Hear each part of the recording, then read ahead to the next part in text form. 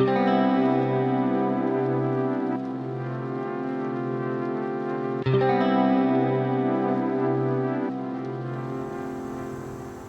guys, welcome back to the Mr. Maple Show. I'm Matt. I'm here with my friend and customer, Jim Avritt. And Jim, tell them a little about yourself. Well, I live in central Kentucky. I was an attorney and judge for about 30 years, and now I just race and train standardbred horses. Grew up on a farm and have basically done it all my life, and been into landscaping for probably the last 15 years, and started collecting Japanese maples back then, but have really tried to expand my collection probably within the last 5 years or so. Oh, that's incredible. Now, you're being modest. I know you're quite the successful guy in the horse racing world as well, right? Well, my dad's had quite a bit more success than I have. He's bred some world champions, but I've got just a small stable, and had a few winners here and there. So had a couple of sire stakes winners, but that's something I enjoy. It's pretty cool. It's pretty cool stuff. I love, one of the things I love most about what I do is I get to meet some really interesting people. So it's so cool to just hear what you do and hear about your stories. And like, I thought it was so interesting. When you started telling me about this, I was like, tell me all about this. My wife's already planning a trip to come visit you, so we might be showing up whether you're ready for us or not. You're welcome anytime. Well, let's get into your top 5 Japanese maples. We love doing these. We showcase collectors and then talk about their favorite trees. And I think what's fun about this is everybody likes hearing what other people like. So it's kind of a fun way to break down some new plants. So, all right, let's get into it. Number 5. Well, I've got 5 honorable mentions that didn't quite make the cut, but fair enough. I love Germain's Gyration, Hot Blonde, Firefly, Bald Smith, and Japanese Princess. How could I leave that off? But those are my 5 honorable mentions. I like the honorable mentions. That's how we always cheat too. Like I always do the top 25, and I'm like, hey, we got to throw some honorable mentions in here because you can't just keep it at 25. Absolutely. Number 5. Little Margie. All right, so top 5. Top 5. How hard is it to break that down? How many different trees do you have actually in your collection? I've probably got 200 or so now. Wow. So it's sort of your top 5 each day. But right. Right now, I would say number 5 would be Little Margie. That's one I got here from you guys. Yeah, and, just a great little dwarf. Right now it's just got some incredible reddish and orangish new growth over the green, and heat tolerant. And I really like it. Oh, killer choice. That one, famed nursery lady in Louisiana, Margie Jenkins, found that as a seedling. So Margie Jenkins passed away a couple years ago, but probably one of the most famous people in Southern horticulture for so many years. She ran a nursery for many, many years. Don Shadow actually named the seedling Little Margie after her.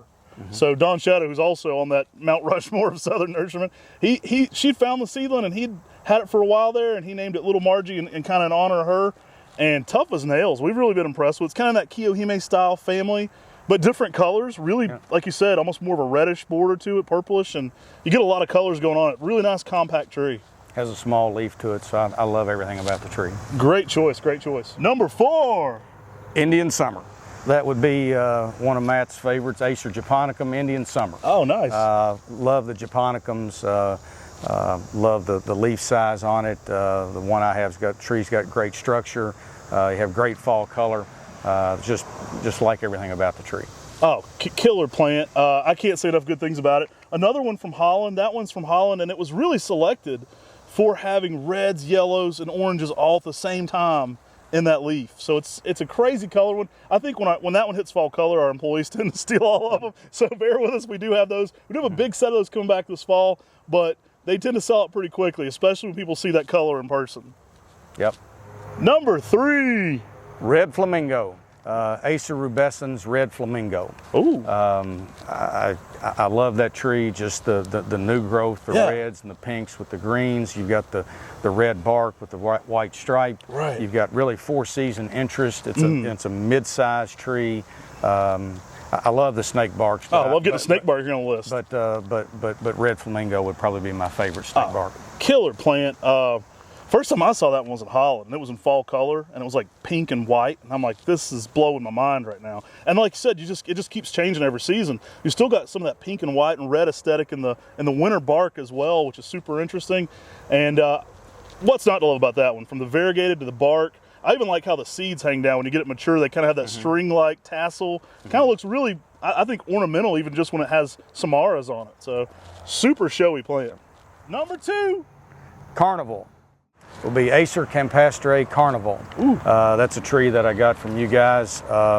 I've got it planted in a place up there near, very near my house. So when people pull in, when they get out of the car, the first thing they do before they say hello is they point, what's that tree over there? Yeah, it's always a good sign. It just has the wow factor. You've got the, it's just almost like a white tree. It has the, the consistent variegation. It's columnar, not going to get too big. I've got it out in the, I'm not going to say direct sun, but it gets sun for probably 75% of the day, filtered sun. Surprisingly sun tolerant. And it does, like does as wide as it is, you would think like you got to protect this thing. My inclination when I first got this plant, I hit it in like the shadiest spot in my uncle's garden. Like I went to like the darkest spot. It's so wide, I thought like there's no way. And that tree tended to diminish, to be honest, in size. The one that was getting a bunch of light, it took off. So it's funny, being a European field maple, it actually likes a little more light, which is surprising with all that wow factor white in it. But yeah, showstopper of a plant. You love whenever you get something that gets that wow factor, right? When the uninitiated into horticulture get that kind of reaction to it. That's how like some plants were my wife when we were dating. She wasn't into plants at all, but when it got that wow factor from her, you knew you had something. Yep. Number 1. Naguri nishki. I guess it would be, as a group, I would say Acer picked them, but if I have to pick one, it would be Naguri nishki. It just has the variegation. I love the batwing maples in general. And but Naguri nishki is my favorite, but it could easily be Hoshiodori or Usugumo, but love the Pictums. Oh, I can hear the fans in the chat cheering right now. We got some Pictum fans. They're like, that guy's got my list. Pictums are awesome. I just think they're the coolest plant. I think they're cool even when they're not variegated. Like the species is interesting to me with a big leaf, but when you get into some of that weird variegation, Pictums just have something extra. It's like a cartoon of a leaf, right? It's so cool. And Naguri nishki, one of those again that can be like one of the most whites consistently every season. It's shocking. Like I love Usugumo, but it's so much less consistent than Naguri nishki. Naguri nishki every year brings that just wow factor to the garden, and so it looks weird next to everything. I mean, it shows out. Again, that's one people, they pull up and they ask you, what the heck is that? What is that? So, yeah. Love Naguri nishki. Hey, one day I would love to come tour your garden. Maybe we can come do a walkthrough at some point. I've seen some mature pictures of that place. It looks incredible. So we just really appreciate you hopping on here, doing a top 5, and yeah, we're just honored to have you. I think it's really fun when I get to meet cool people, and you make what I do fun because I like meeting cool and interesting people that do so many interesting things. Well, thank you and Tim for all that you do, and I enjoy talking to you guys, and I learn something new every time I come here. So just thanks for everything. I appreciate you being on. Take care, God bless, and have a great day.